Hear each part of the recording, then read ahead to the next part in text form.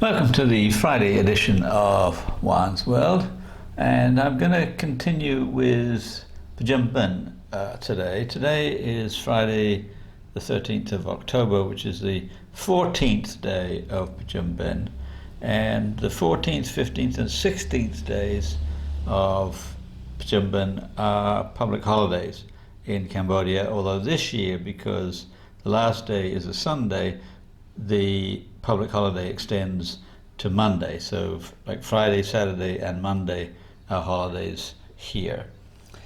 And things are ramping up in the pagodas.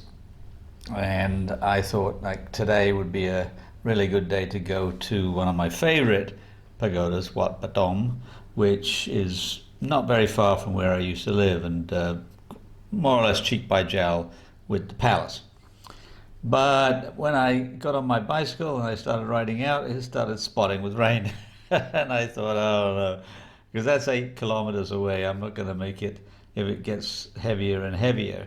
So I got to the intersection between Russian Federation Boulevard and I think it's called Vietnam Boulevard, going north. And I thought, well, I'll go north because there's not a lot of rain clouds in that direction. There's a lot of rain clouds when I'm going east.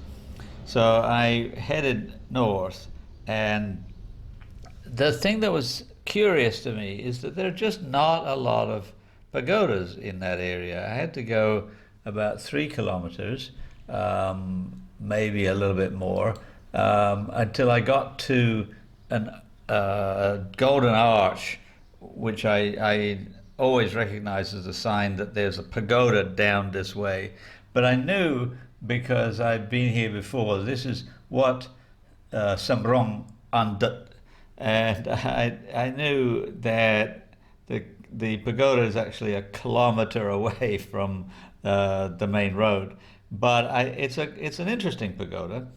So I went there, and here is the entrance. Now, normally pagodas have 4 entrances because the walls are square, and there is an entrance in the north, south, east, and west. Well, this pagoda is interesting that the north and south entrances are for pedestrians only. They're blocked and not very high, but there are barriers.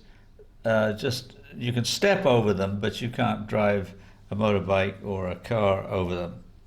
And that's on the north and south, so you have to come in either east or west.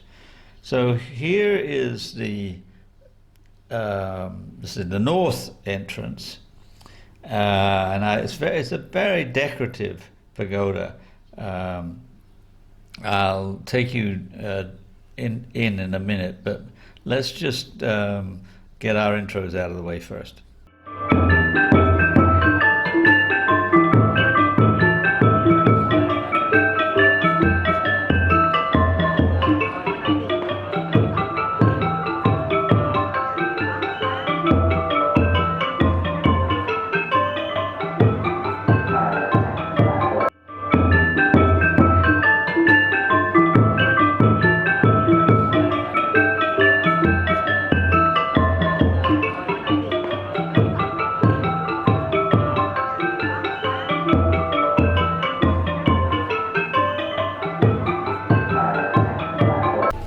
All right, so here is the entrance point into the pagoda, and it's all a bit strange because this highly decorated part of the pagoda is very barely used, but I think it's quite old, although it's been reconstructed heavily.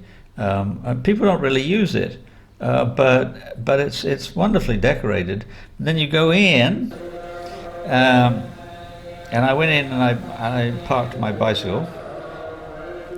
And then, as you walk along in, the first thing that you notice is a huge area laid out for people to eat.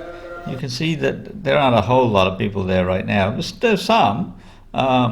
But this was 9 o'clock in the morning, so people weren't about to just sit down and eat. But there are tables and chairs laid out for several hundred people. And so maybe there was about 30 or 40 there right at this point. And then so wandering further down from west to east, there's a long line of vendors selling food. And this is also something that I find a little bit unusual, because in the pagodas closer to my house, there aren't really any food vendors. Plenty of drinks, but not food. But here, there's a lot of food vendors. And I think this is partly a function of the time within the month, but also a function of the pagoda itself, that there are a lot of people pouring in. You can see before in the dining area that there are a lot of people, but there's also just a lot of people coming. And that, I'm sure, is true of other pagodas. Later in the weekend, I'm going to go to some more, but for right now, we're just focusing on Samrong Andet Pagoda. And we go on down, and I'm heading to a particular spot, and you can't really tell.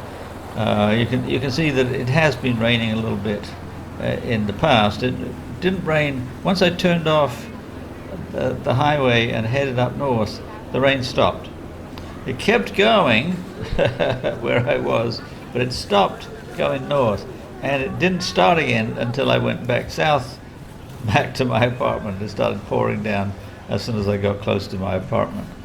So what I'm doing is I'm getting towards this one building, and you can see that the reason I'm doing this is because there is a reclining Buddha inside the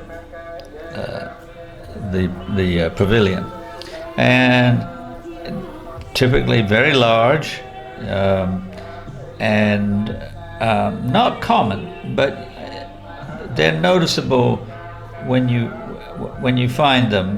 They'll be pointed out that there's a reclining Buddha in this particular pagoda. And not especially noteworthy for the locals coming to celebrate Pchum Ben, but around the area there is a lotus pond. So you can almost imagine that the Buddha is gazing into the lotus pond. And then further, if we go a little bit, you can see there are some features that are unusual. These nagas erected on a bridge going over nothing for no apparent reason, but very attractive and decorative, and leading to an entrance in the south, and then I'm heading back towards my bicycle and then off. And so I'm going to wish you a happy and joyous Pchum Ben, and I will see you on Tuesday. I think I'm going to be talking about the princess with the long hair and the crocodile on Tuesday, but I'm not sure. So meanwhile, please like, please subscribe, and have a joyous weekend.